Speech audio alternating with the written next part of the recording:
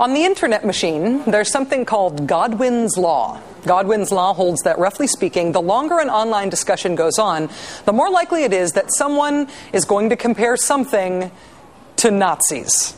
The principle is that when you run out of substantive things to say, but you still feel very strongly about something, you embarrass yourself and spoil your own credibility by making a totally over-the-top, predictable, inappropriate accusation.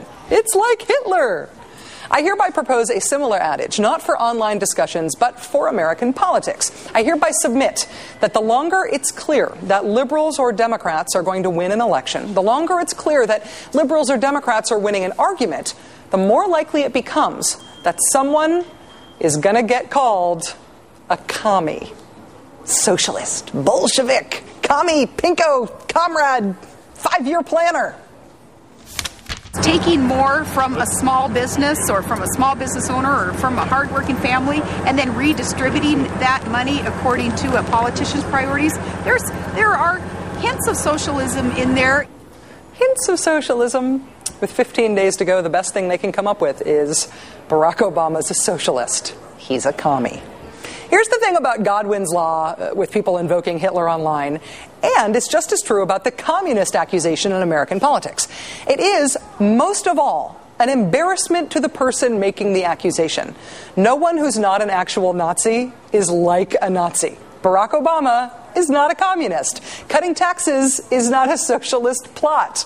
You're just embarrassing yourself now. So most of all, it's sad and funny that the McCain campaign is resorting to calling Barack Obama a commie. But maybe there's a method to this madness. Maybe they are willing to risk embarrassing themselves like this because they think they're onto something. This is from Senator McCain's weekly pseudo-presidential radio address this past weekend. At least in Europe, the socialist leaders who so admire my opponent are upfront about their objectives. Barack Obama's tax plan would convert the IRS into a giant welfare agency, redistributing massive amounts of wealth at the direction of politicians in Washington. Welfare? Where'd that come from? Welfare. Yeah, the great racially divisive code word from the 80s and 90s that has no bearing whatsoever on Barack Obama's tax policies. But that word does create a vague impression that this candidate might want to give out welfare handouts. You've heard the phrase, the Bradley effect, right? The Bradley effect describes a scenario in which more voters tell pollsters that they're going to support a black candidate than actually do cast a vote for that candidate. It means polls might be misleadingly high for an African-American candidate. The Obama campaign says that they do not believe the Bradley effect exists. There is legitimate difference of opinion about whether it exists. There's good evidence, for example, that it didn't exist in the 1982 California governor's race for which it was named. But the evidence from the campaign trail suggests that the McCain campaign believes in the Bradley effect. They believe it's real. You could write a textbook of how to summon and stoke the Bradley effect based on the McCain-Palin campaign's tactics. Here's Governor Palin campaigning today in Colorado.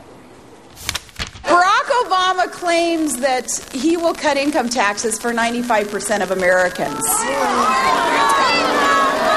But the problem with that claim is that 40% pay no income tax at all. So how can you cut income taxes for folks who don't pay them? His plan is to cut them a check and call that a tax credit. So a tax cut for rich people is conservative, but a tax cut for the middle class and poor people is welfare? A government handout? Socialism?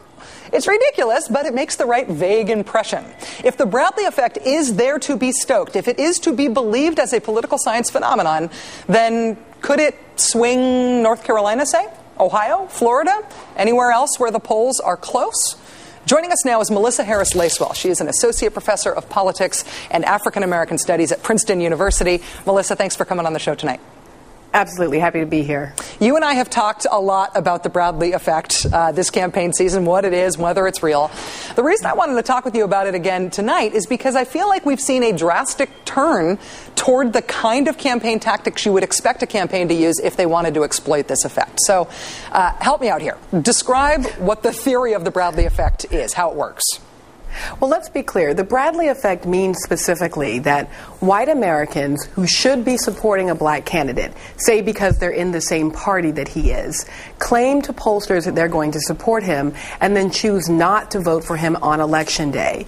What that would mean in this case, to induce a Bradley effect, would mean that somehow John McCain's strategy would have to be appealing to white Democrats.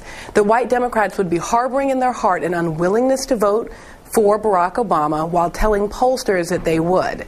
Now, I don't think that that's what's going on. I do think that John McCain and Sarah Palin are clearly, as a context of their campaign, trying to use race as a wedge issue. That's what welfare is as a code word. It's not quite the same thing as trying to induce a Bradley effect, but it is hoping that there's enough latent racism left in the system that they can use that to defeat Barack Obama. I know that you have said that we didn't see a Bradley effect in the primaries this year. We didn't see Barack Obama underperforming his poll numbers. What kind of races do we see that effect work, if it ever does?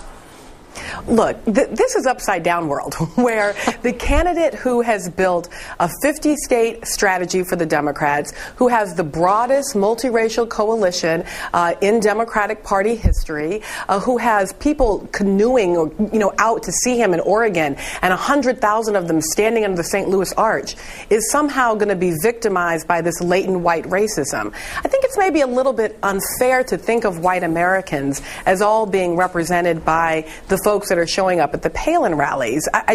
There's very little evidence. We had such a long primary season, and sometimes Barack Obama underperformed and sometimes he overperformed with white voters.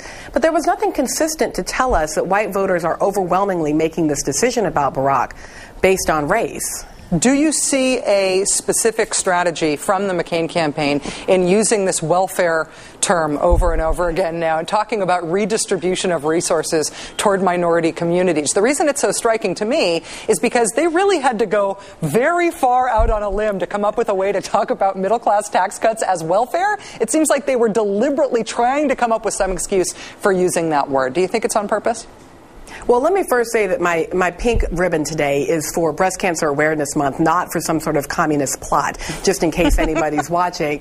And again, this is upside down bizarro world where the GOP, which has, overseen the massive redistribution of wealth from the middle class to the wealthiest, smallest percent of Americans, who are engaged in a kind of corporate socialism that is buying out, Wall Street, for them to then call the candidate most interested in creating a sort of equality, a sharing of the goodies of the American system. I mean, right now, Americans are sharing the burden of the American system. Poor people and middle-class people are taking the brunt of bad decisions made by the very wealthy on Wall Street. Why shouldn't they also benefit when things get a little bit better? It's just a very strange thing to watch a very wealthy candidate sort of laugh about the idea of sharing a few of his 7 houses with the rest of the country. Even if it wasn't him, I would think it was funny to have them yelling Bolsheviks, Bolsheviks. It just implies a certain hilarious desperation at this point. Melissa Harris-Lacewell, Associate Professor of Politics and African American Studies at Princeton. It's always great to have you on the show. Thanks for your time tonight. Thanks.